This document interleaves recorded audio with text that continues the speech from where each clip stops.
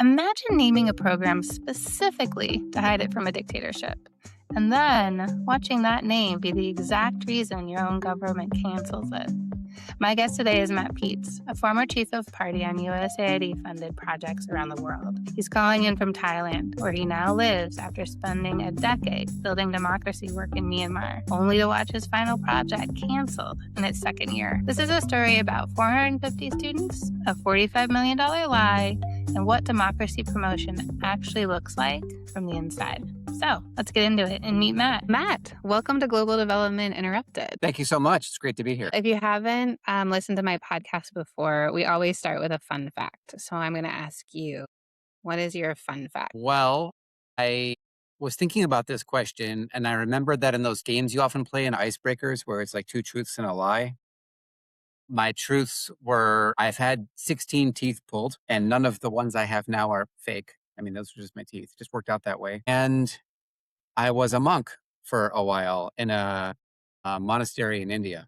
So one of those is a humble brag, like you said and asked me, and the other one is just kind of weird, but both are true. So you were a toothless monk? I had the teeth back by that point. How long were you as a monk? For a full year.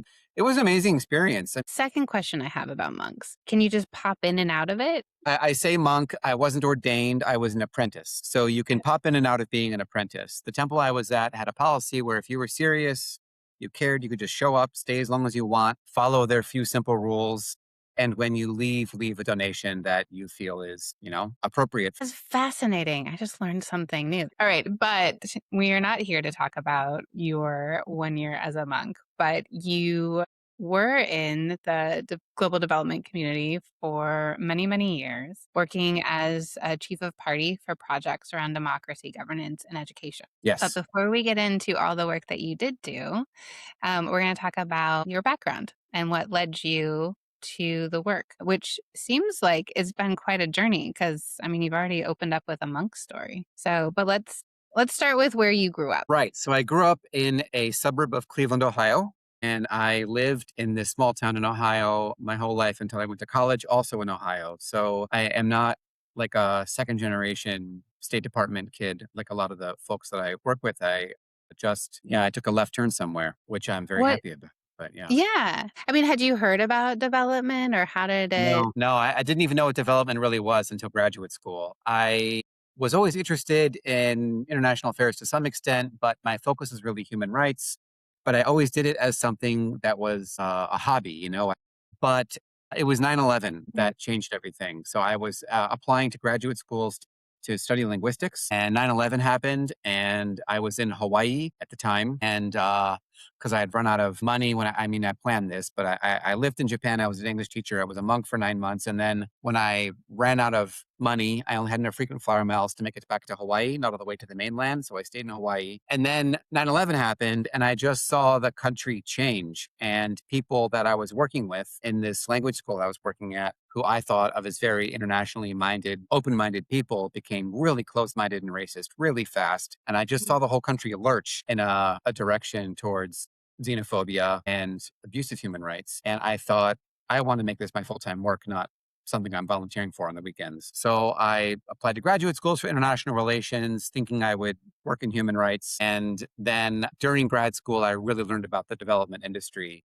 And in the end, the work that I ended up doing in development was still human rights related, because a lot of it was support to NGOs and media, freedom of speech, freedom of expression, and a lot of human rights NGOs that I've worked with along the way. I feel like 9/11 has been a real moment in time for many Yeah, sure. about making a decision on where you want to go from there. And Absolutely. it's fascinating you went straight to human rights, given the reaction that you were seeing with Americans. Is that right? Yes. By Americans towards the rest of the world. I just saw how it kind of made everybody very jingoistic and pro-war very fast and closed-minded. And just the things, again, that regular people that I had been friends with all this time suddenly started saying, I thought, is this reflective of a larger opinion in the country? And if so, what is going to happen as a result of this? And then, of course, the march to war after that was really upsetting. And I just thought I want to work on something related to this all the time. So, and then the opportunity really presented itself with global development. Right.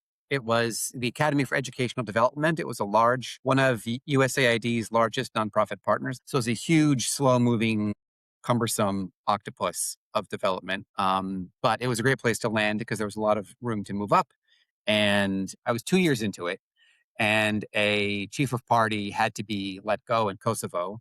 And I went out to temporarily take his place. And then that temporary turned into a permanent. And that was the beginning of my chief of party journey. So, when you would explain chief of party to family or friends about, I am the chief of party for this project, how did you explain it to them without all of the different governmental acronyms? It just means project director. So a lot of USAID projects are given to NGOs or companies that implement them, and they're usually 2 to 5 years long, and they need somebody to sit there and in the field and run it. And what was your specific area of focus as the project director across all these different countries? Well, they were all a bit different. A lot of them have a lot of the projects had a goal of building peace, preventing the outbreak of conflict or healing wounds after a recent conflict to help make the area more stable, more safe, more democratic, so that these countries could be better participants in the global community, which also affects the United States, to have more stability, more trade partners, and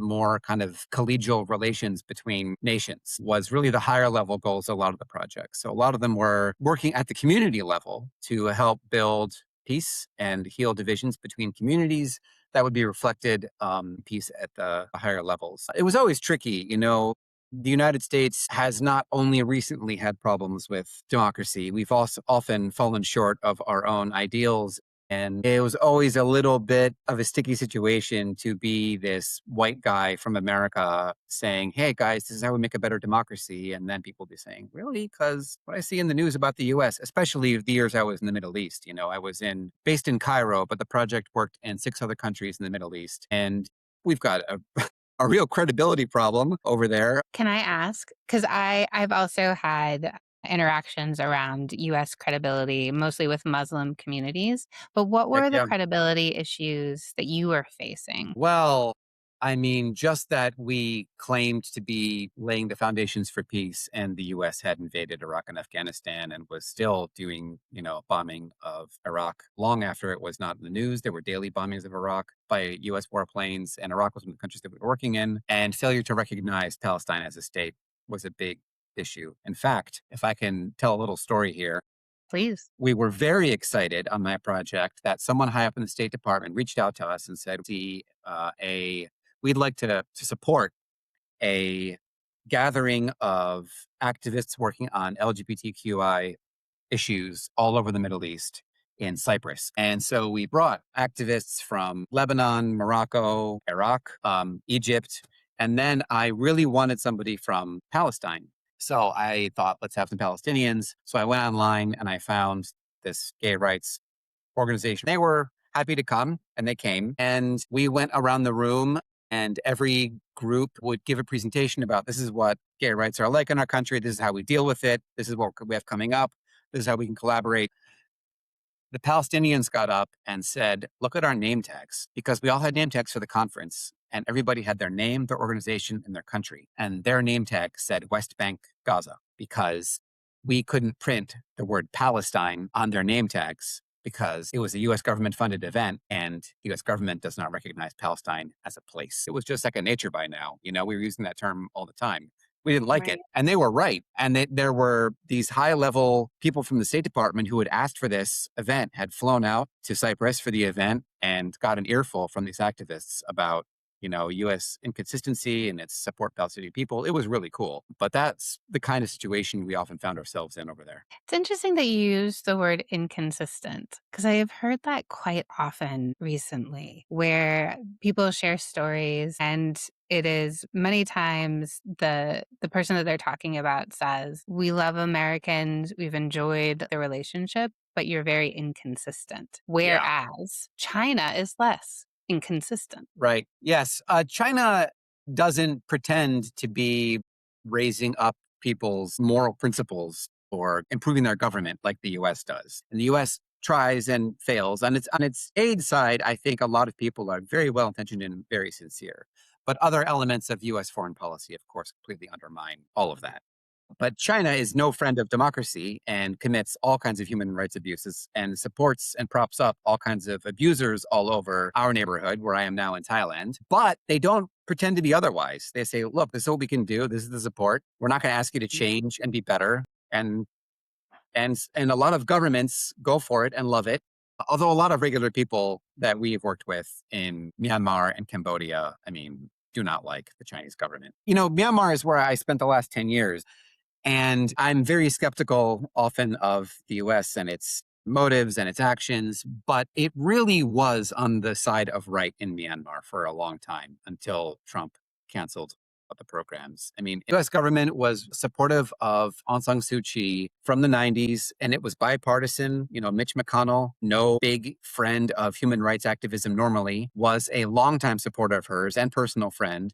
And a lot of Republicans were into supporting democracy in Myanmar for years and years and years. Now, Aung San Suu Kyi turned out to be a flawed human being in many ways, but it was good that they were pushing for democracy there in non-military ways. And it was also good that the US took a firm stand on the Rohingya genocide that a lot of other countries were not willing to do, gave massive amounts of support for the Rohingya after that. They're still trying to do it, even post Doge cuts. Some Congress people are still working The on that. Rohingya genocide is not popularly known. It's Right. something, though, that you probably were confronted with quite a bit when you were working in Burma, Myanmar.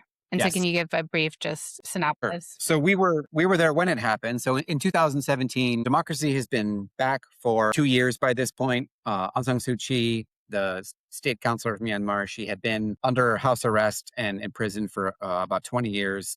Now she's out. She's state counselor. And long story short, the military does a slash and burn campaign through an area of Myanmar where there are a lot of Muslims along the border with Bangladesh. But they really decided to push through and just devastated villages and killed tens of thousands of people and displaced hundreds of thousands. We don't really know the real numbers. But UN reports afterwards established that it was genocide that was planned, coordinated, and intended to wipe out the Rohingya as a people. And the US really encouraged all programs and required all programs already existing in Myanmar to swing resources towards helping the Rohingya, helping document what happened. And they passed additional measures to put more money into it. But the US played a very positive role in that. And I think there's not a lot of theaters in the world where the US has lived up to its what it says about its democratic values and support for human rights, like it did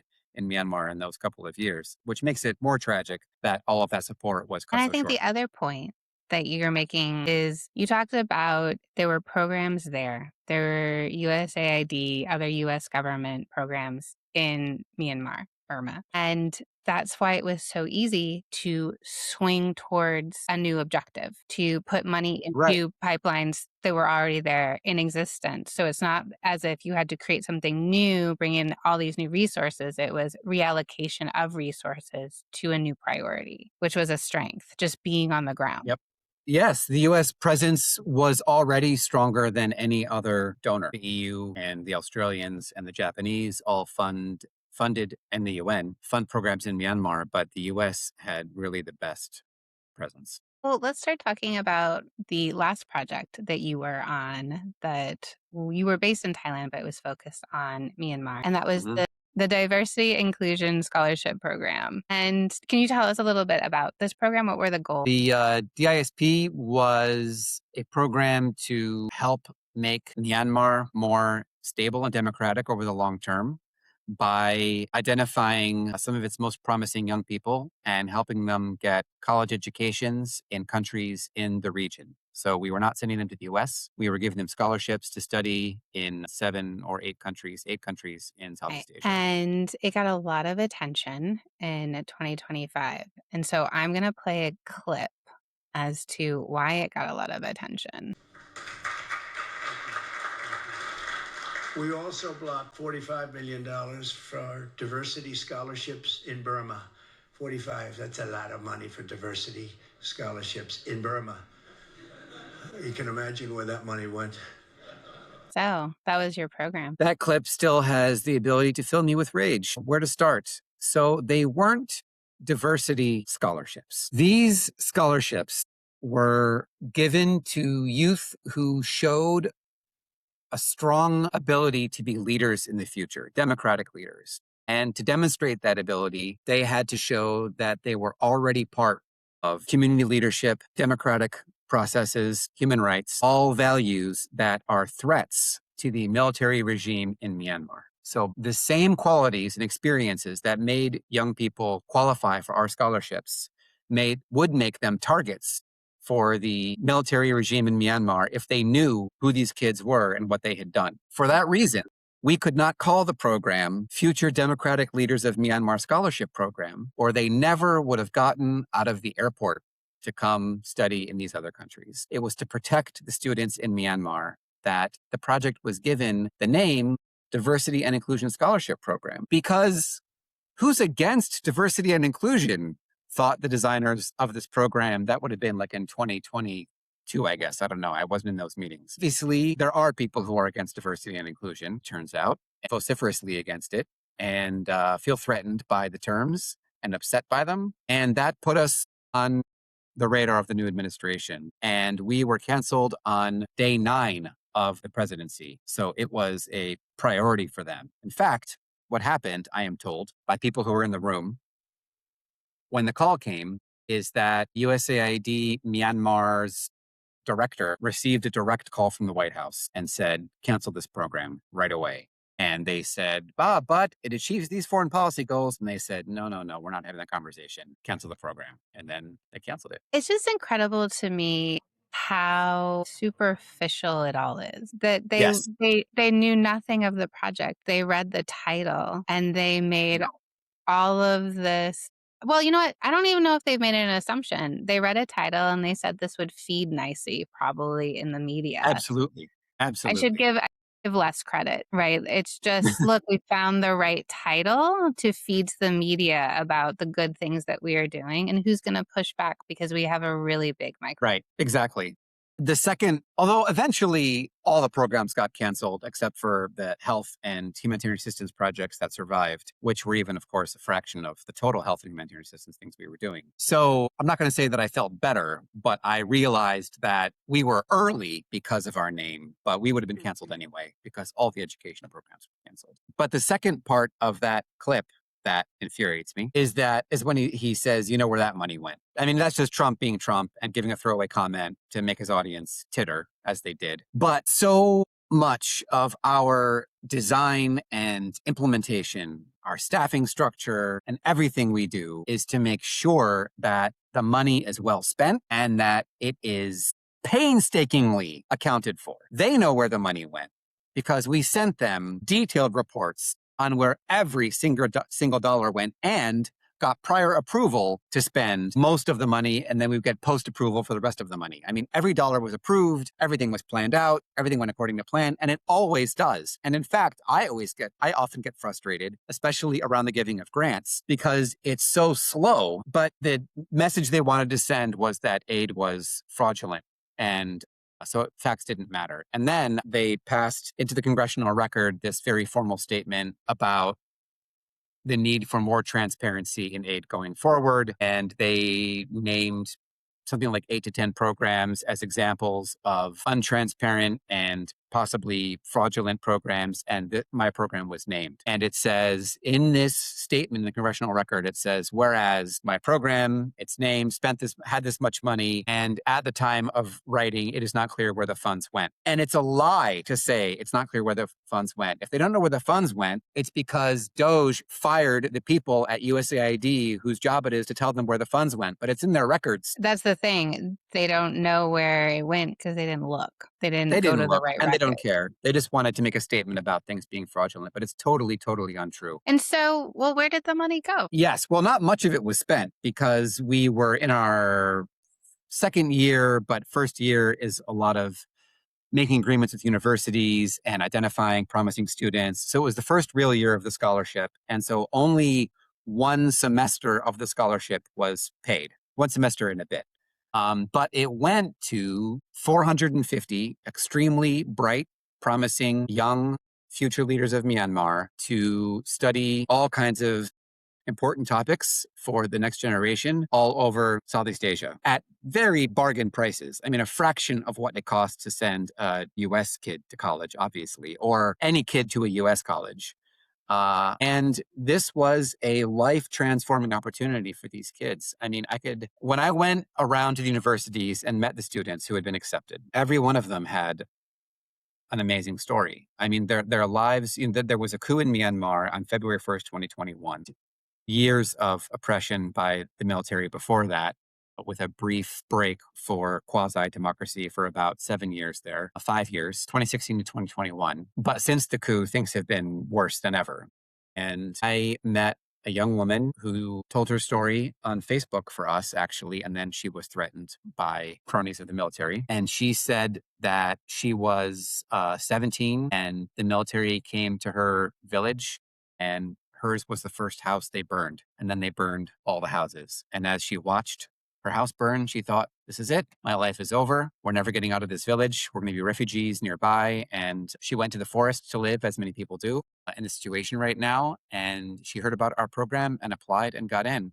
And she made it out. She was studying nursing in the Philippines, which has amazing programs. I met another young man who said, when I got my notice of acceptance,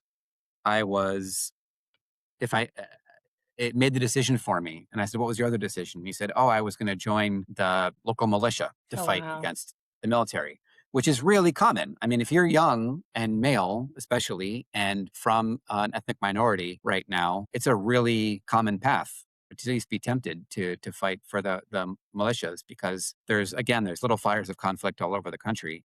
And he said, this is what I did instead. So when the scholarships were first canceled, it really seemed likely that a lot of youth would go back to those old paths, or upon going back into Myanmar, as they would now be forced to do, they would be at great risk at the airport for detention because they were associated with our program now.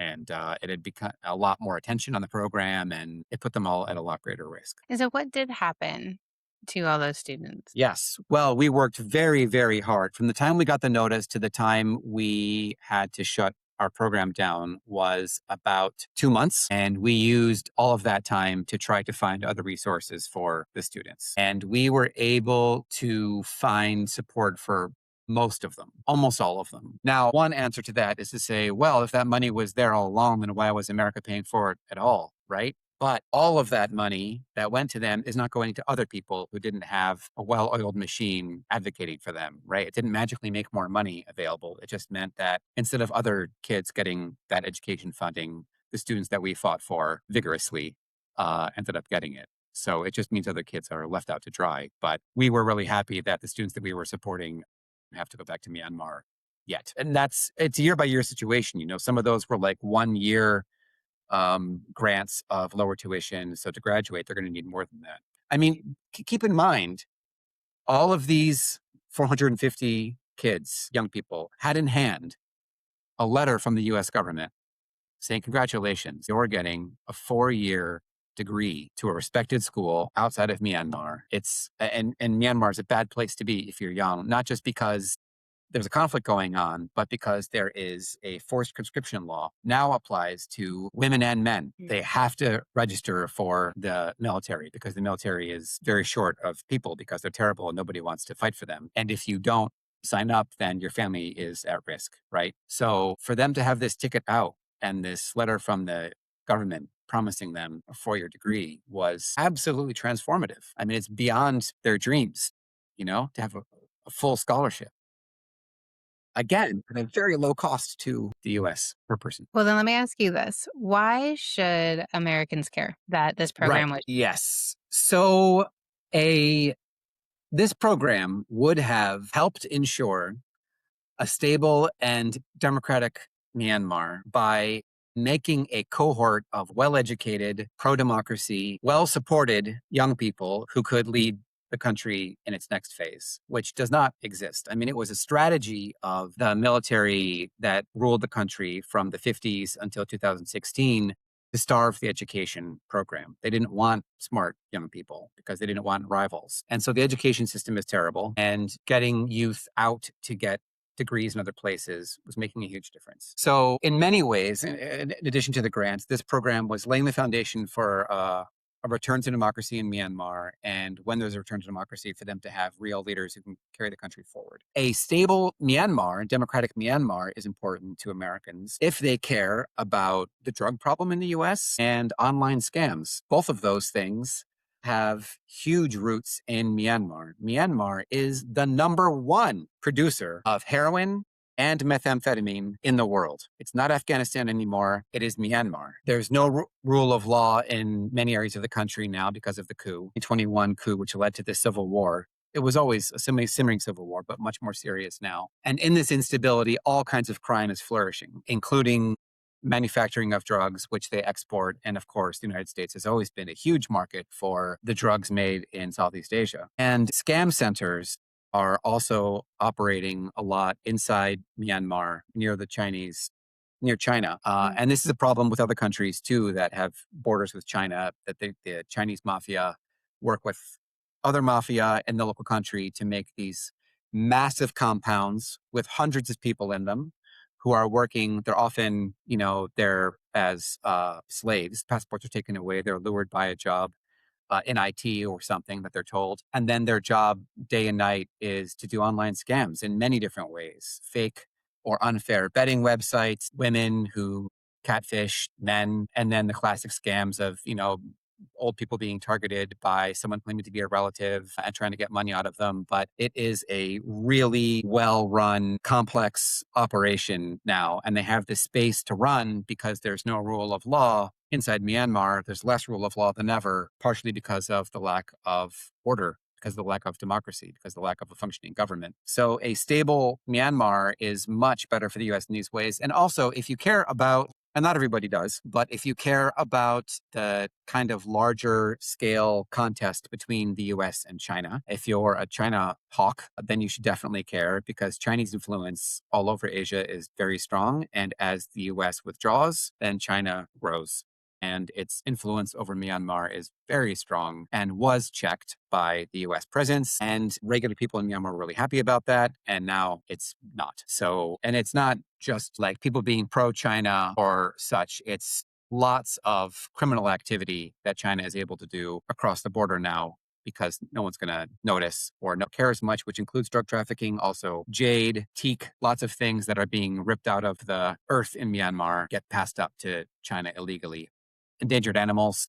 The endangered animals trade is very strong between Myanmar and China. So if people are environmentalists, care about endangered animals, there's a lot of pangolin and rhino dealing happening between them as well. I was just talking with a woman who worked at USAID in conservation, and she talked about that connection of conservation work was also fighting against crime. Yeah. Transnational crime is flourishing in Myanmar. And it wouldn't be gone if Myanmar were democratic and stable, but it would be much, much less than it is right now. And that matters, I think. And I think as you were talking, I mean, these are all salient points, but I guess what really hurts to me is that here were young people faced with the environment of their country, very limited choices. And they had it. They had hope. They had a new opportunity, a new way to live their life. And then for it to be so callously ripped from them Yeah. is so upsetting. So callously ripped, so heartbreaking. One semester into their new lives. And it's not saving any money. I mean, this is all coming out now, right? But the way it was cut caused so much waste, so much waste.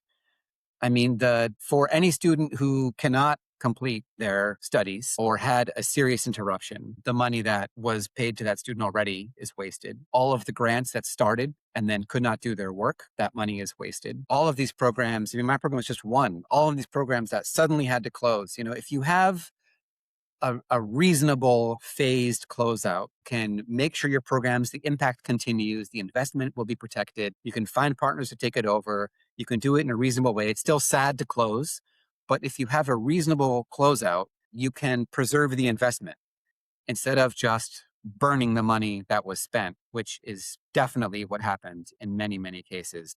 The other thing that you talked about as someone who has worked in democracy and governance is funding media programs local media programs. Why is it that media is important when you talk about a democracy and governance project? I mean, I feel like it's at the root of so many of the problems that we have now. The US march towards fascism is correlatable with the onset of social media. I don't think that's an exaggeration to say, because once you start creating impenetrable information bubbles around people, the truth doesn't matter anymore. So, was there a program that you were project director of, that worked on media and trying to expand media for other countries? All of them did. In Kosovo, in fact, we made a talk show based on BBC's Hard Talk.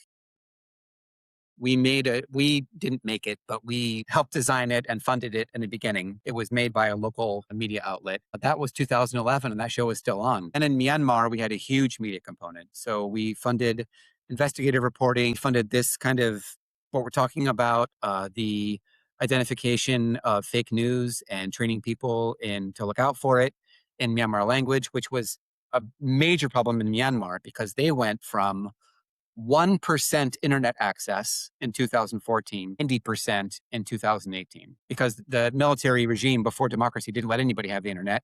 A SIM card cost $1,000. And then when it opened up, there was an explosion of access to the internet and online, and Facebook was free. Use of Facebook was free data on all the cell phones they sold in those first years. And poverty is high enough in Myanmar that people really worry about how much data they're using. It was a big deal that this was free. So Facebook was the internet. Facebook was everything. And it was I'm sure it still is, a massive source of disinformation and really warping people's views of the world. And when the genocide happened to the Rohingya, that was a problem, that there was so much fake news on Facebook about what had happened or what hadn't happened that a lot of people didn't even realize that it had happened. So we worked on programs that worked to counter issues like that. And then that gets back to this whole piece, right, about America going out and pushing out ideals, but at home having the very same problems. 100%. Yeah. All right. So if there was one message that you would like the audience to get from this episode, what would you like that message to be? USAID's work was always designed to benefit American people and did so, and was always held to very high standards of transparency and accountability. Allegations of fraud are ridiculous. Yes, there was sometimes mistakes or fraud at small levels. If you look at the numbers, they were tiny compared to, say, DoD operating in Iraq and Afghanistan. And there was always action taken. I mean, in a human system, you're going to have people try to take advantage of the system, but it's very difficult to subvert that system because USAID is very careful. They had a ton of regulations. And when there was malfeasance, there was consequences. Well, Matt, thanks so much for joining me. I learned a lot about Myanmar, and that was unexpected, actually. So thanks for all of that information. And I really enjoyed talking with you. I really enjoyed talking to you too. Myanmar is a wonderful place. And fun fact, Mitch McConnell is best friends with the lady of Burma. Did not know. Yeah, that's right. Thank you for listening. If you enjoyed this episode, please follow and leave a review. It helps more people find us at a moment when these conversations really matter. And if you'd like to stay connected, subscribe to Global Development Interrupted on Substack. You'll get new podcast episodes, GDI insights, reflections from practitioners who've lived this work, and Conversations on Planes, our monthly Q&A series. It's all free, and it's all rooted in the same mission, keeping global development visible. See you next time.